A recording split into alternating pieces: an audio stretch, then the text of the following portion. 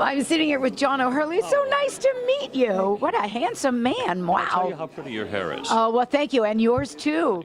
So, is there anything you haven't done? Stage, screen, I'm a TV? terrible skier. I broke my leg the first time down the hill skiing, so I don't do that. No, I've had a very eclectic career. I've had a chance to do some wonderful things and put my finger through the belt loops of some wonderful brands like Seinfeld and Family Feud and Dancing with the Stars. And how fun! Yeah. What was it like working with Jerry Seinfeld? Well, yeah, I always describe it as kind of playing with the championship team in the championship season there. They were the four smartest actors I've ever worked with. Wow. And you knew that you were doing something special when you were there. So for the last 4 seasons that I was there, it was, you had the respect of being in the cathedral every time that you were there, and you knew that you were doing something great. But it was also something very unusual because it wasn't your normal sitcom. It wasn't like set up the joke and deliver the punchline.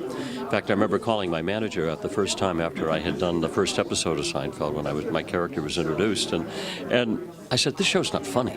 I said, "How did this end up as the #1 show on television?"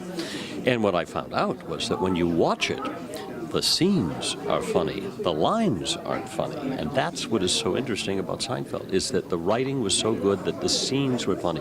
So as an actor, as a comic actor, I had to learn to stop playing the lines and start playing the scene. Wow. Very good, very interesting educational arc for me. I enjoyed it quite a bit. Wow. So now, tell us about your show here at Feinstein's 54 Below.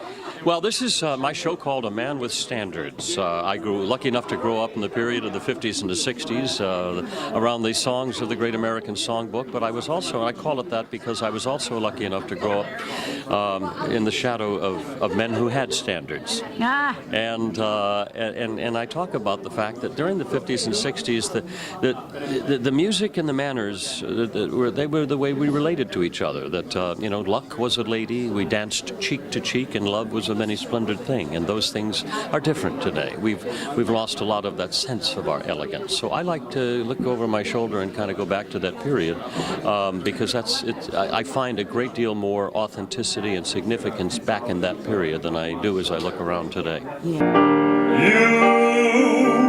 will be my music. You will be my song. You will be my music. I can't wait any longer if I'm wrong. Well, we look forward to your show. What are the dates of your shows? It'll be this weekend, October 15th and 16th,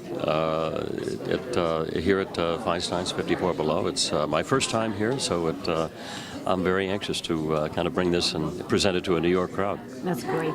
Well, we wish you all the very best with it, and it's lovely, lovely to meet you. Thank you. Thank you. Thanks a lot.